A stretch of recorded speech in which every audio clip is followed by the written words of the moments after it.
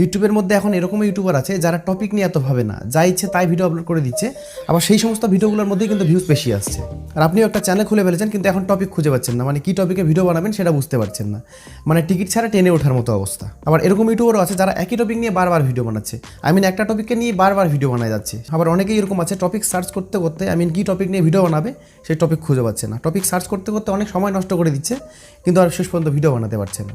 তো আপনার চ্যানেলটা যদি প্রথম ক্যাটাগরির মধ্যে আসে যে যা ইচ্ছে তাই ভিডিও আপলোড করে দিচ্ছেন, কোনো টপিক সিলেকশনের কোনো ব্যাপার নেই, তাহলে এই ভিডিওটা আপনার কন্টিনিউ করার প্রয়োজন নেই, কারণ এই ভিডিওটা কন্টিনিউ করে আপনার কোনো লাভ হবে না। আর পরের দুইটা ক্যাটাগরির মধ্যে যদি আপনার চ্যানেলটা এসে থাকে তাহলে এই ভিডিওটাকে কন্টিনিউ করতে পারেন, কারণ এই ভিডিওর মধ্যে আমি এমন কিছু টিপস অ্যান্ড ট্রিক্স দেবো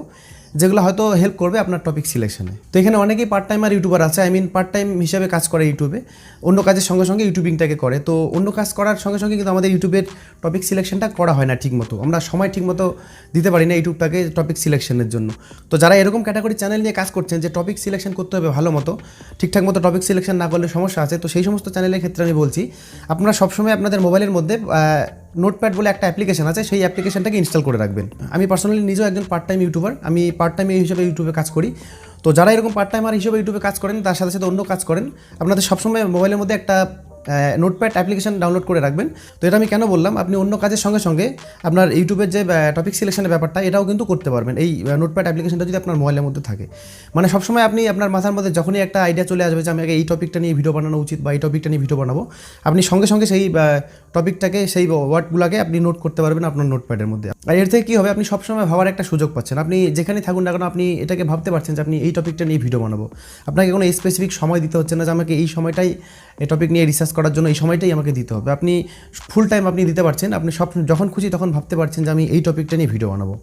আপনি যখনই একটা আইডিয়া খুঁজে পাবেন যে হ্যাঁ এই টপিকটা নিয়ে আমার ভিডিও বানানো উচিত, সেই সঙ্গে সঙ্গে আপনি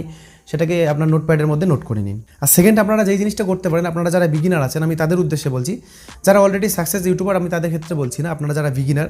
নতুন ইউটিউবে শুরু করেছেন বেশি দিন হয়নি তাদের উদ্দেশ্যে বলছি,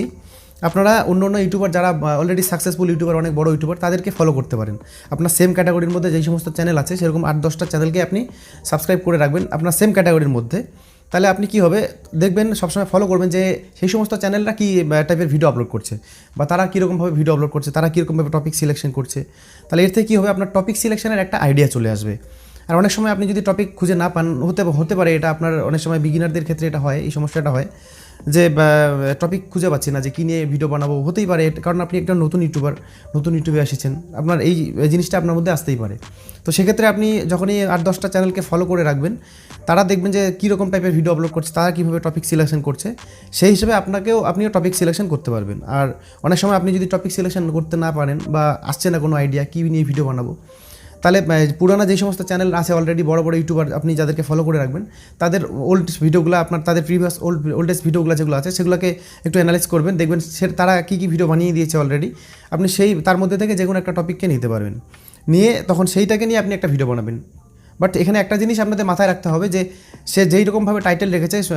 একদম টাইটেলটাকে আপনাকে অ্যাজ ইট ইজ রাখা যাবে না, টাইটেলটাকে একটু চেঞ্জ করে আপনার মতো টাইটেল দিতে হবে, আর ভিডিওটাকে আপনার মতো আপনাকে বানাতে হবে। আপনি যেরকমভাবে ভিডিও বানান, আপনার যেরকমভাবে ভিডিও বানানোর স্টাইল, আপনার যেরকমভাবে কথা বানানোর অ্যাটিটিউড, ঠিক সেরকমভাবে আপনার ভিডিওটাকে আপনাকে বানাতে হবে, জাস্ট টপিকের আইডিয়াটাকে আপনি সেখান থেকে নিতে পারেন। আর এখানে অনেকেরই একটা ডাউট থেকেই যায় যে অন্যজনের টপিক কপি করে যদি ভিডিও বানাই তাহলে আমাকে কপিরাইট ক্লেম যদি দিয়ে দেয় বা আমি যদি ইউটিউব থেকে কোনোদিন কপিরাইট ক্লেম খেয়ে যাই। তো আমি বলছি এখানে কপিরাইট ক্লেমের কোনো সমস্যা হবে না, বাট আপনাকে জাস্ট একটা জিনিস মাথায় রাখতে হবে, আপনাকে তার যে টাইটেল সেই টাইটেলটাকে অ্যাজ ইট ইজ রাখা যাবে না। টাইটেল সে যেরকমভাবে দিয়েছে ঠিক আছে, আপনি জাস্ট সেখান থেকে আইডিয়াটাকে কপি করে নিন, জাস্ট সেখান থেকে আইডিয়াটাকে কপি করুন, মানে টপিকটাকে কপি করে আপনাকে আপনার মতো টাইটেল লিখতে হবে, সেটাকে লিখে আপনার মতো আপনাকে ভিডিওটা বানাতে হবে। আর এখন যদি আপনি সে যেরকমভাবে টাইটেল লিখেছে, যেরকমভাবে ভিডিওটা বানিয়েছে অ্যাজ ইট ইজ আপনি যদি সেরকমভাবে টাইটেল লেখেন, অ্যাজ ইট ইজ সেরকমভাবেই যদি ভিডিওটাকে বানান, তাহলে তো কপিরাইটের একটা সমস্যা থেকেই যায়। তো এরকমভাবে আপনারা 8-10টা চ্যানেলকে ফলো করে রাখতে পারেন এবং তাদের ওল্ডেস্ট ভিডিওগুলোকে অ্যানালাইজ করে তাদের ওল্ডেস্ট ভিডিওগুলোর থেকে ভিডিওর আইডিয়া আপনারা নিতে পারেন, এইভাবে ভিডিওর আইডিয়া নিয়ে আপনারা ভিডিও বানাতে পারেন। আর আরেকটা জিনিস আপনাদের বলে রাখি, টপিক সিলেকশনের জন্য অনেক ওয়েবসাইট আছে যারা টপিক প্রোভাইড করে থাকবে আপনাকে, আপনি কী টপিক নিয়ে ভিডিও বানাবেন আপনাকে টপিকটা তারা প্রোভাইড করে দেবে সেই ওয়েবসাইট, কিন্তু সেগুলো পেইড ওয়েবসাইট, টাকা দিয়ে সাবস্ক্রিপশন নিয়ে রাখলে এরা আপনাকে টপিক প্রোভাইড করবে, টপিকের আইডিয়াগুলোকে আপনাকে প্রোভাইড করবে যে আপনি এই টপিক নিয়ে ভিডিও বানাতে পারেন, এই আইডিয়াটা আপনাকে প্রোভাইড করবে, কিন্তু এগুলো সব পেইড ওয়েবসাইট থাকে। আজকের এই ভিডিওর মধ্যে আমি ওয়েবসাইট নিয়ে আলোচনা করবো না, ওয়েবসাইট নিয়ে আমি একটা ডেডিকেটেড ভিডিও বানিয়ে দেবো যে এরকম কী ওয়েবসাইট আছে যেই ওয়েবসাইটগুলো আমাদের টপিক প্রোভাইড করে থাকে, আমি এটা নিয়ে একটা ডেডিকেটেড ভিডিও বানিয়ে দেবো।